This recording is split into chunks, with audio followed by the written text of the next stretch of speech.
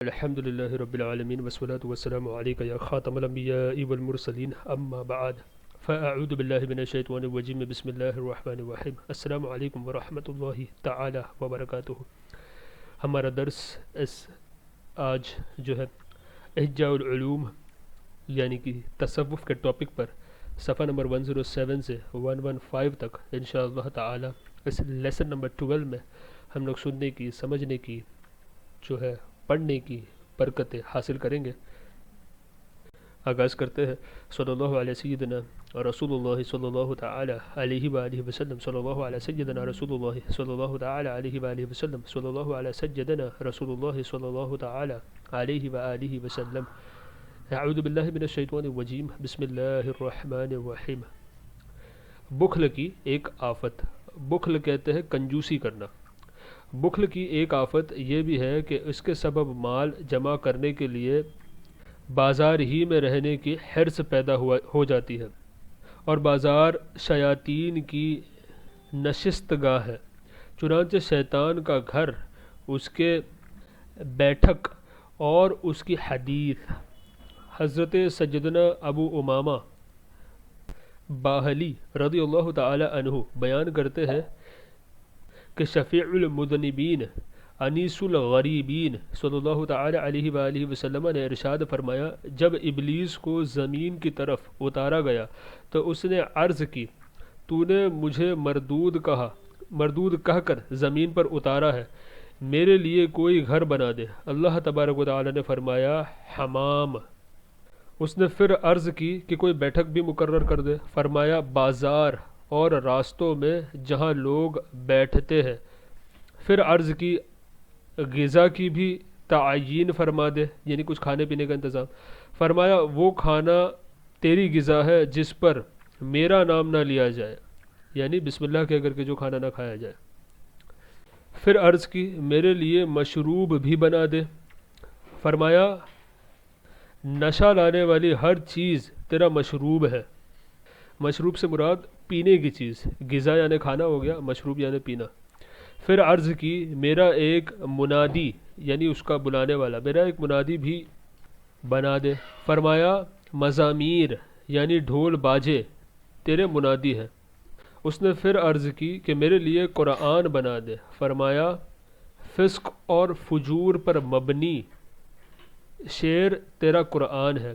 پھر عرض کی، میرے لکھنے کی چیز بھی مقرر فرما دے۔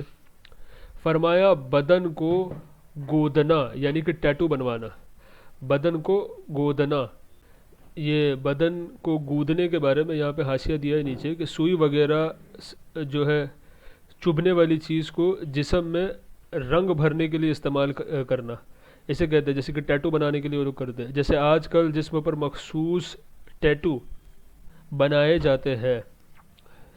پھر عرض کی، میری حدیث بنا دے۔ فرمایا، جھوٹ تیری حدیث ہے۔ پھر اس نے عرض کی، میرے لیے شکاری جال بنا دے۔ اللہ تبارک و تعالی نے فرمایا، عورتیں تیرا جال ہے۔ اللہ اکبر۔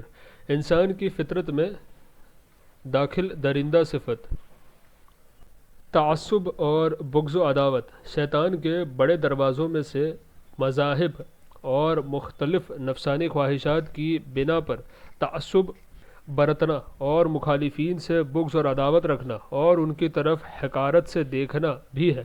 یہ ایسا عمل ہے جو عبادت گزاروں اور فاسقوں سب کو ہلا کر رکھ دیتا ہے، کیونکہ لوگوں پر نکتہ چینی کرنا یعنی انگشت زن اٹھانا، نکتہ چینی کرنا اور ان کی خامیوں کو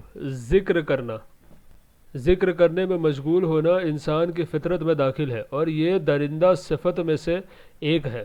پھر جب شیطان دل میں یہ خیال ڈالتا ہے کہ یہی حق ہے اور یہ انسان کی فطرت کے بھی موافق ہے، لہٰذا اس کی مٹھاس دل پر غالب آ جاتی ہے، چنانچہ انسان پورے توجہی کے ساتھ اور دلچسپی کے ساتھ اس میں مشغول ہو جاتا ہے اور اس کے سبب خوش اور فرحت محسوس کرتا ہے، اور یہ گمان کرتا ہے کہ وہ دین کے لیے کوشش کر رہا ہے، جبکہ وہ تو شیطان کی پیروی میں کوشاں ہوتا ہے۔ اللہ اکبر۔ عاشق اکبر سے محبت کا دعوے دار کیا ایسا ہوتا ہے؟ تم دیکھو گے کہ ایک شخص حضرت سیدنا ابو بکر صدیق رضی اللہ تعالی عنہ کی محبت میں متعصب ہے، لیکن حرام بھی کھاتا ہے، فضول گفتگو اور جھوٹ کے لیے اپنی زبان کو کھلی چھوٹ دے رکھتا ہے اور طرح طرح کے فساد میں مبتلا ہے۔ اگر حضرت سیدنا ابو بکر صدیق رضی اللہ تعالی عنہ اسے دیکھتے تو سب سے پہلے اسے اپنا دشمن تصور کرتے، کیونکہ ان کے دوست تو وہ ہے جو ان کے راستے پر چلتے ہیں، ان کی سیرت کو اپناتے ہیں اور اپنی زبان کی حفاظت کرتے ہیں۔ آپ رضی اللہ تعالی عنہ کی سیرت تو یہ تھی کہ آپ رضی اللہ تعالی عنہ اپنی زبان کو بے فائدہ گفتگو سے بچانے کے لیے اپنے مبارک منہ میں پتھر رکھتے تھے، تو فضول باتیں کرنے والا کس طرح آپ رضی اللہ تعالی عنہ سے دوستی اور محبت کا دعویٰ کرتا ہے، حالانکہ آپ کی رضی اللہ تعالی عنہ سیرت کو اپناتا نہیں؟ یعنی وہ تو جھوٹا دعوے دار ہو گیا نا، جب کہہ رہا محبت کرتا ہوں تو محبت میں تو انسان سامنے والی کی چیزوں کو اپناتا ہے۔ مولا مشکل کشا کی محبت کا جھوٹا دعوے دار۔ تم ایک اور فضول گو کو دیکھو گے کہ وہ حضرت سیدنا علی المرتضی کرم اللہ تعالی وجہہ الکریم کی محبت میں متعصب ہے۔ آپ رضی اللہ تعالی عنہ کا زہد اور آپ رضی اللہ تعالی عنہ کی سیرت تو یہ تھی کہ آپ رضی اللہ تعالی عنہ نے اپنے دور خلافت میں 3 درہم کے عوض خریدا ہوا کپڑا پہنا اور آستین لمبی ہونے کی وجہ سے کلائیوں تک کاٹ دی، جبکہ تم اس فاسق کو دیکھو گے کہ ریشمی کپڑے پہنتا ہے، حرام کی کمائی سے زیب و زینت اختیار کرتا ہے، اور پھر شیر خدا رضی اللہ تعالی عنہ سے محبت کا دعویٰ کرتا ہے، حالانکہ قیامت کے دن آپ رضی اللہ تعالی عنہ سب سے پہلے اس کو جھٹلائیں گے۔ اللہ اکبر۔ اپنی جانوں سے زیادہ شریعت سے محبت۔ سوچنا چاہیے کہ اگر کوئی کسی کے محبوب بچے، اس کی آنکھوں کی ٹھنڈک اور اس کی جگر کے ٹکڑے کو پکڑ کر خوب مارے، اس کے بالوں کو نوچے اور کینچی سے کاٹ ڈالے، اس کے باوجود اس کے باپ سے محبت اور دوستی کا دعویٰ کرے، تو اس کے باپ کے ہاں اس کی کیا حیثیت ہوگی؟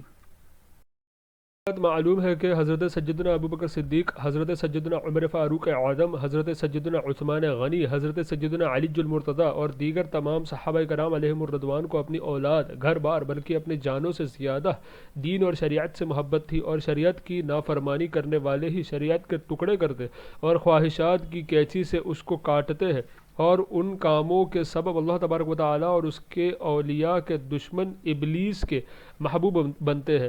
تم غور کرو کہ قیامت کے دن صحابہ کرام علیہم الرضوان اور اولیاء اعظام رحمہم اللہ السلام سے ملاقات کے وقت ان کی کیا حالت ہوگی؟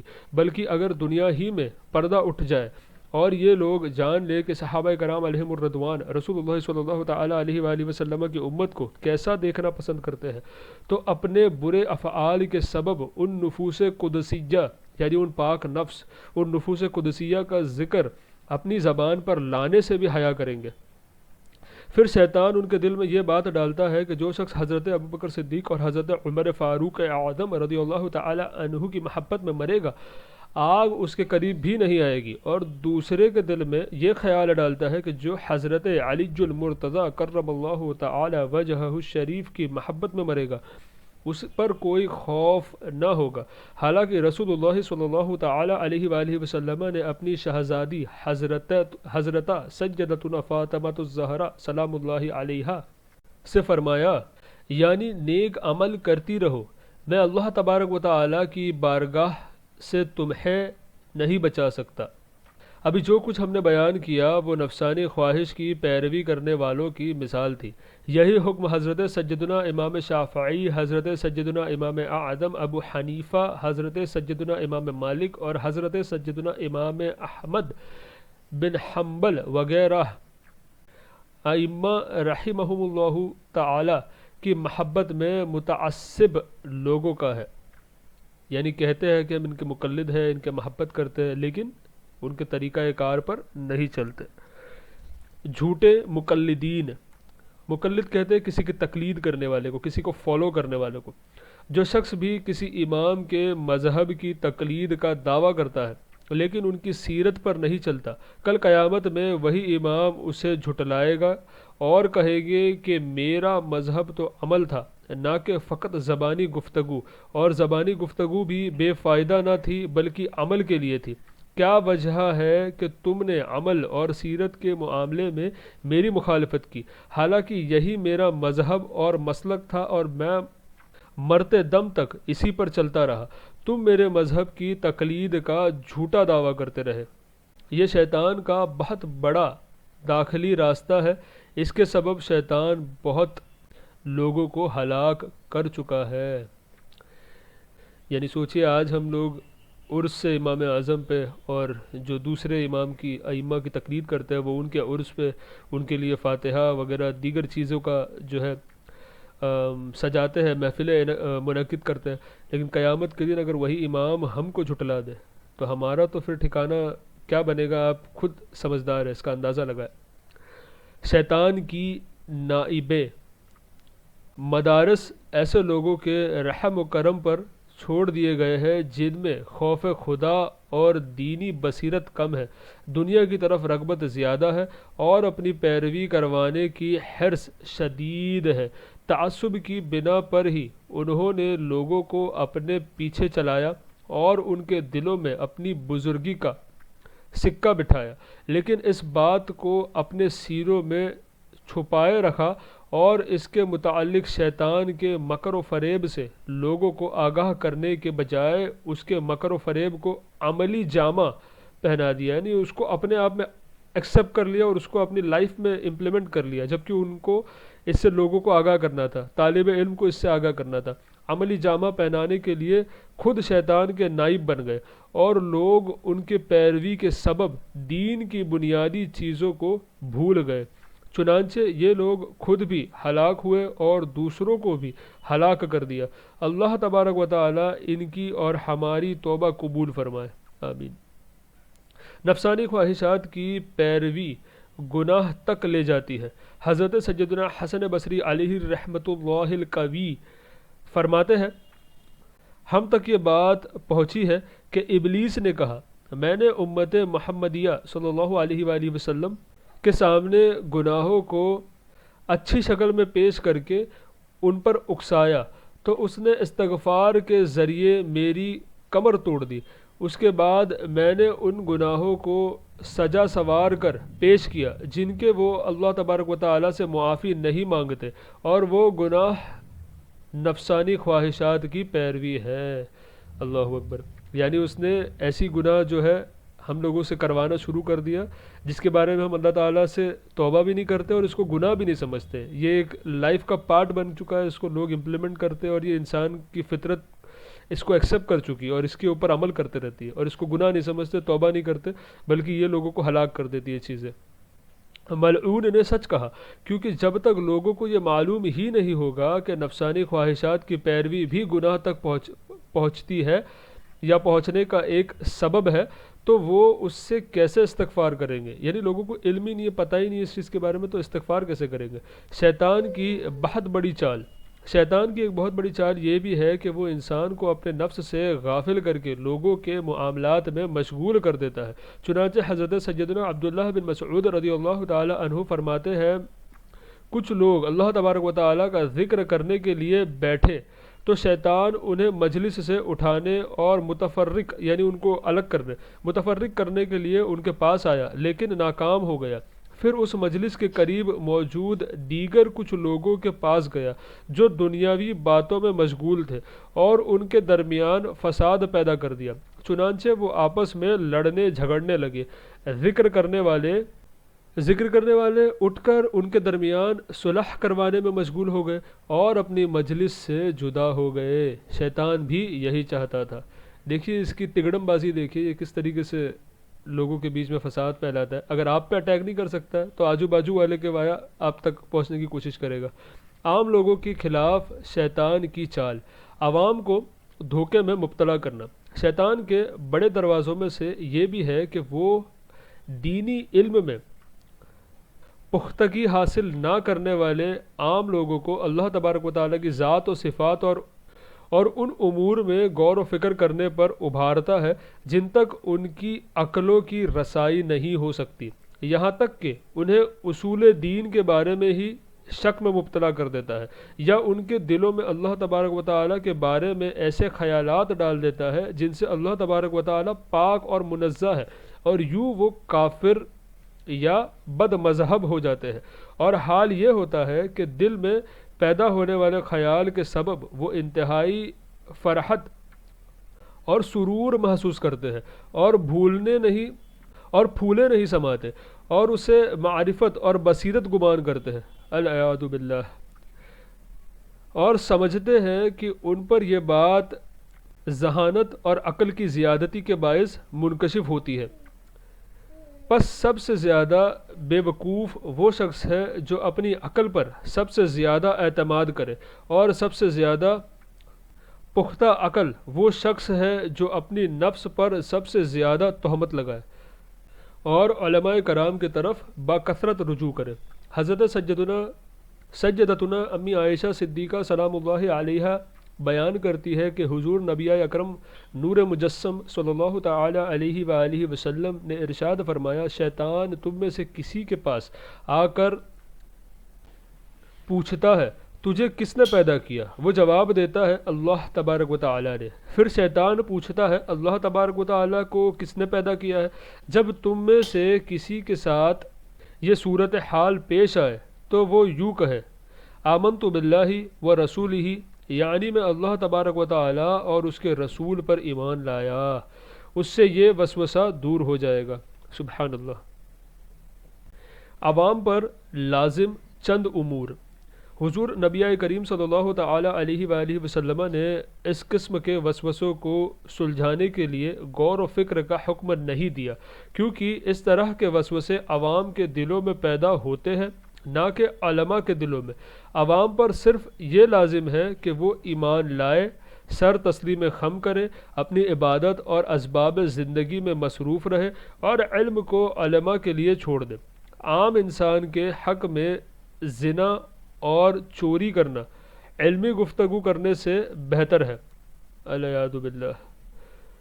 اس لیے کہ جو شخص علم میں پختگی حاصل کیے بغیر اللہ تبارک و تعالی اور اپنے دین کے متعلق گفتگو کرتا ہے وہ کفر میں پڑ جاتا ہے اور اسے پتہ تک نہیں چلتا۔ یہ ایسا ہی ہے کہ کوئی شخص تیراکی سیکھے بغیر سمندر میں کود پڑا، یعنی اس کو آتا نہیں ہے اور وہ تیرنے لگ گیا، تو تیرے گا نہیں، ظاہر سی بات ہے ڈوب جائے گا۔ عقائد اور مذاہب کے سلسلے میں شیطان کے فریب اتنے زیادہ ہے کہ ان کا احاطہ نہیں، یعنی اس کو ہم ڈیفائن نہیں کر سکتے، اتنے اس کے مکر و فریب ہے، کیا نہیں جا سکتا۔ اور جو کچھ ہم نے اس ضمن میں عرض کیا ہے وہ ان فریب کا ایک نمونہ ہے، ان فریب کاریوں کا ایک نمونہ ہے۔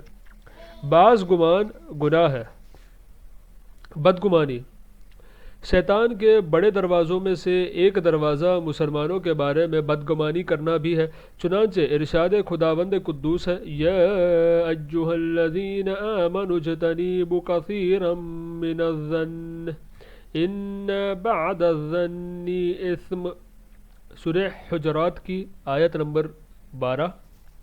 ترجمہ کنز ایمان، اے ایمان والو بہت گمانوں سے بچو، بے شک کوئی گمان گناہ ہو جاتا ہے۔ اللہ اکبر۔ تہمت کی جگہوں سے بچو، جو شخص گمان کی بنیاد پر دوسرے کے برا ہونے کا فیصلہ کر لیتا ہے تو شیطان اسے اس کی غیبت پر ابھارتا ہے اور اس طرح وہ ہلاک ہو جاتا ہے، یا پھر اسے اس کے حقوق واجبہ کی ادائیگی میں کوتاہی کرنے یا اس کے احترام نہ کرنے، اس کی طرف حقارت سے دیکھنے اور خود کو اس سے بہتر سمجھنے پر ابھارتا ہے، اور یہ تمام چیزیں ہلاکت میں ڈالنے والی ہے۔ اسی وجہ سے شریعت نے خود کو تہمت کے لیے پیش کرنے سے منع کیا ہے۔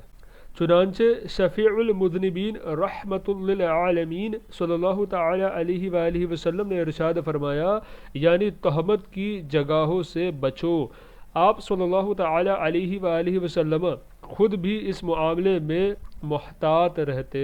سبحان اللہ۔ کہیں شیطان تمہارے دل میں وسوسہ نہ ڈالے۔ مروی ہے کہ ام المومنین حضرت سجدتنا صفیہ بنت حیا بن اخطب رضی اللہ تعالی عنہا نے امام زین العابدین حضرت سیدنا علی بن حسین رضی اللہ تعالی عنہما کو بتایا کہ حضور نبی کریم صلی اللہ تعالی علیہ وآلہ وسلم مسجد میں معتکف تھے. میں آپ صلی اللہ تعالی علیہ وآلہ وسلم کی خدمت میں حاضر ہوئے. آپ صلی اللہ علیہ وآلہ وسلم سے گفتگو کی. شام کے وقت جب میں واپس جانے لگی تو آپ صلی اللہ تعالی علیہ وآلہ وسلم بھی اٹھ کھڑے ہوئے اور میرے ساتھ چلنے لگے. دو انصاری صحابہ کا آپ صلی اللہ تعالی علیہ وآلہ وسلم کے پاس سے گزر ہوا. انہوں نے آپ صلی اللہ علیہ وآلہ وسلم کو سلام کیا. جب وہ واپس جانے لگے تو آپ صلی اللہ تعالی علیہ وآلہ وسلم نے انہیں آواز دی اور ارشاد فرمایا یہ میری زوجہ صفیہ بنت حیا ہے. انہوں نے عرض کی یا رسول اللہ صلی اللہ تعالی علیہ وآلہ وسلم ہم تو آپ صلی اللہ علیہ وآلہ وسلم کے بارے میں خیر کا ہی گمان کرتے ہیں. آپ صلی اللہ علیہ وآلہ وسلم نے ارشاد فرمایا شیطان ابن آدم کے جسم میں خون کی طرح گردش کرتا ہے اور مجھے اندیشہ ہوا کہ کہیں وہ تمہارے دل میں کوئی وسوسہ نہ ڈال دے. اللہ اکبر. غور کرو کہ دو جہاں کے تاجدار سلطان بحر و بر صلی اللہ تعالی علیہ وآلہ وسلم نے ان کے دین کی حفاظت کی خاطر کسی طرح ان دونوں پر کمال شفقت فرماتے ہوئے سبحان اللہ بے شک کمال شفقت فرماتے ہوئے شیطان مردود کے ہتھ کنڈوں سے ان کو بچایا اور اپنی امت پر لطف اور مہربانی فرماتے ہوئے کیسے انہوں نے تہمت سے بچنے کا طریقہ ارشاد فرمایا تاکہ متقی اور پرہیزگار اور دینی حوالے سے معروف عالم اپنے بارے میں غفلت نہ برتے اور از راہ تکبر یہ نہ کہے کہ میرے جیسے لوگوں کے ساتھ اچھا ہی گمان رکھا جاتا ہے. یعنی اپنے آپ کو زیادہ جو ہے شانہ نہ سمجھے, اپنے آپ کو زیادہ تکبر کے ساتھ نہ دیکھے. ہو سکتا ہے کوئی غلط سمجھ لے, ہے نا, ٹائم نہیں جاتا غلط سمجھنے میں, تو ایسا گمان نہ رکھے کیونکہ سب سے زیادہ متقی پرہیزگار اور عالم کو بھی تمام لوگ ایک نظر سے نہیں دیکھتے بلکہ بعض پسند کی نگاہ سے دیکھتے ہیں اور بعض ناپسندیدگی کی نگاہ سے دیکھتے ہیں. اس لیے کسی شاعر نے کہا, ترجمہ اس شعر کا, محبت کی نگاہ ہر عیب کے معاملے میں چشم پوشی سے کام لیتی ہے لیکن نفرت کی نگاہ برائیاں ظاہر کر دیتی ہے. یعنی ظاہر سی بات ہے اگر کوئی جلنے والا ہوگا, کوئی دشمن ہوگا, اس کو تو ایک موقع فوراً سے مل جائے گا اور وہ جو ہے اس کی ویڈیو کلپس بنا کر کے اس کو جو ہے ایز اے پروپیگنڈا اس کو لے کر کے چلے گا اور آگے پھیلا دے گا اس بات کو. تو اس لیے کتنا ہی اچھا انسان کیوں نہ ہو, اپنے آپ کو ہمیشہ بدگمانی سے بچانا لازم ہے. منافق عیوب کی تلاش میں رہتا ہے. بدگمانی اور شریروں کی تہمت سے بچنا واجب ہے. یہ دیکھیے ماشاءاللہ یہ قاعدہ بھی ہے کہ بدگمانی سے بچنا ہر شخص پر واجب ہے کیونکہ شریر لوگ ہر ایک سے برا ہی گمان رکھتے ہیں. لہٰذا جب تم کسی کو دیکھو کہ وہ عیب جوئی میں مشغول ہو, لوگوں کے ساتھ بدگمانی کرتا ہے, تو جان لو کہ اس کے باطن میں خباثت بھری ہوئی ہے اور یہ بدگمانی اس کی خباثت ہے جو اس سے ٹپک رہی ہے اور جیسا وہ خود ہوتا ہے دوسرے کو بھی ویسا ہی سمجھتا ہے. مومن عذر ڈھونڈتا ہے اور منافق عیوب کی تلاش میں رہتا ہے. یعنی مومن یہ سوچے گا کہ نہیں ہو سکتا ہے کوئی ویلڈ ریزن ہے ایسا کر کے, اور منافق جو ہوگا وہ بدگمانی کرنے بیٹھ جائے گا فوراً. اللہ تبارک و تعالیٰ آپ کو اور ہمیں اس سے محفوظ فرمائے. اور منافق عیوب کی تلاش میں رہتا ہے. نیز مومن کا سینہ تمام مخلوق کے متعلق صاف ہوتا ہے. یہ شیطان کے دل کی طرف داخل ہونے کے بعض راستے تھے. اگر میں تمام شیطانی راستوں کا احاطہ کرنا چاہوں تو نہیں کر سکتا. البتہ ذکر کردہ راستوں کی مدد سے دوسروں پر آگاہی حاصل ہو جائے گی. انسان میں جو بھی مذموم یعنی قابل مذمت مذموم صفت ہے، وہ شیطان کا ہتھیار اور اس کے داخل ہونے کے راستوں سے ایک راستہ ہے۔ یعنی یہاں پہ ایک کل قاعدہ بتا دیا کہ جتنی بھی ایسی چیزیں جو اللہ تعالیٰ اور اس کے رسول کو ناراض کرے، قابل مذمت جتنی بھی چیزیں، وہ سب شیطان کے راستوں میں سے ایک راستہ ہے۔ ذکر کس دل پہ اثر کرتا ہے؟ سوال: اگر تم کہو کہ شیطان کو بھگانے کے لیے کیا تدبیر اختیار کی جائے، کیا ذکر اللہ کرنا اور لا حول ولا قوت الا باللہ پڑھنا اس کے لیے کافی ہے؟ جواب: جان لو کہ اس سلسلے میں دل کا علاج یہ ہے کہ ان صفات مذمومہ سے دل کو پاک کر کے شیطان کے داخل ہونے کے راستوں کو بند کر دیا جائے، اور ان صفات مذمومہ سے دل کی تطہیر یعنی اس کی پاکیزگی، دل کی تطہیر کا بیان طویل ہے، اور کتاب کے اس ربع میں ہماری غرض صفات مہلکہ یعنی ہلاک کرنے والی صفات مہلکہ کے علاج کا بیان ہے، اور ہر صفت ایک مستقل باب کی محتاج ہے، یعنی اس کو ایک سیپریٹ چیپٹر میں بیان کرنا ضروری ہے، مستقل باب کی محتاج ہے، جیسا کہ عنقریب ان کی وضاحت آئے گی۔ ہاں، جب ان صفات کی جڑیں دل سے ختم ہو جائے گی تو دل میں شیطان کا گزر تو ہوگا اور وسوسے بھی آئیں گے، مگر شیطان مستقل قدم نہیں جما سکے گا، اسے ذکر اللہ کے ذریعے گزرنے سے روکا جا سکے گا، کیونکہ حقیقت ذکر دل میں اس وقت جاگزی ہوتی ہے جب دل کو تقوی کے ساتھ آباد کر کے بری صفات سے پاک کر دیا جائے، ورنہ ذکر اللہ محض وقتی طور پر طاری ہونے والی ایک کیفیت بن جاتی ہے، یعنی صرف کچھ ٹائم کے لیے آئے گی، جیسے ختم ہوا اس کے بعد انسان واپس اپنے گناہوں میں بزی ہو جائے گا، کیفیت بن جائے گی، نہ دل پر اس کا قبضہ ہو پائے گا اور نہ ہی شیطان کا غلبہ دور ہوگا۔ چنانچہ اللہ تبارک و تعالی ارشاد فرماتا ہے: ان الذین اتقوا اذا مسهم طائف من الشیطان تذکروا فاذا هم مبصرون۔ سورہ اعراف کی آیت نمبر 201 تھی۔ ترجمہ کنز الایمان: بے شک وہ جو ڈر والے ہیں جب انہیں کسی شیطانی خیال کی ٹھیس لگتی ہے ہوشیار ہو جاتے ہیں، اسی وقت ان کی آنکھیں کھل جاتی ہے۔ سبحان اللہ۔ اللہ تعالیٰ کرے کہ ہمیں بھی اللہ تبارک و تعالیٰ اس آیت کے متاثر فرمائے اور اس کے زیر اثر فرمائے انشاءاللہ، آمین۔ آیت مبارکہ میں اس صفت سے متقی لوگوں کو خاص کیا گیا، یعنی یہ تقوی والوں کے ساتھ خاص ہے۔ شیطان کی مثال بھوکے کتے کی طرح ہے۔ شیطان کی مثال اس بھوکے کتے کی طرح ہے جو تمہارے قریب آتا ہے، اگر تمہارے پاس روٹی یا گوشت نہ ہو تو تمہارے دھتکارنے سے ہی رک جائے گا اور صرف آواز سے ہی دور چلا جائے گا، لیکن اگر تمہارے پاس گوشت ہو اور وہ بھوکا بھی ہو تو وہ گوشت پر جھپٹ پڑے گا، صرف دھتکارنے سے نہیں جائے گا۔ یوں ہی جو دل شیطان کی غذا سے خالی ہو، اس دل سے صرف ذکر کے سبب ہی شیطان بھاگ جاتا ہے، لیکن جب شہوت دل پر غالب آ کر حقیقت ذکر کو دل کے کناروں کی طرف دھکیل دے تو انسان کا اپنے دل کے اندرونی حصے پر قابو نہیں رہتا اور اس پر شیطان قیام پذیر ہو جاتا ہے۔ قیام پذیر یعنی وہاں پہ رہنے لگ جاتا ہے، وہ اس کا ٹھکانہ بن جاتا ہے۔ یعنی اگر دل ان تمام صفت مذمومہ سے پاک ہو، شیطان کو کھانے کے لیے کچھ ملے گا ہی نہیں، تو صرف وہ دل کے ذکر ہی سے اور آپ کی آواز ہی سے جو ہے بھاگ جائے گا۔ لیکن اگر آپ کے دل کے اندر صفات مذمومہ ہے، اس کے لیے کھانے لائق چیزیں موجود ہیں، تو وہ صرف آپ کے دھتکارنے سے، آپ کی آواز سے، آپ کے ایک آدھا بار ذکر کرنے سے نہیں بھاگے گا۔ یہ ایک صرف ٹیمپرری کیفیت رہ جائے گی، لیکن اس کا اثر بعد میں واپس شروع ہو جائے گا۔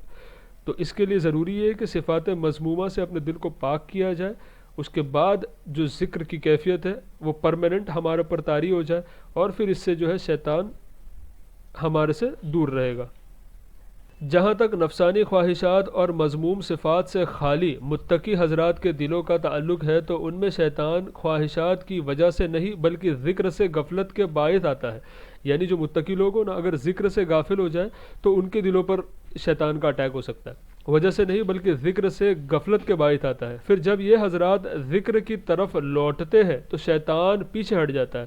اس کی دلیل اللہ تبارک و تعالیٰ کا یہ فرمان عالی شان ہے، فَاسْتَعِذْ بِاللَّهِ مِنَ الشَّيْطَانِ الرَّجِيمِ۔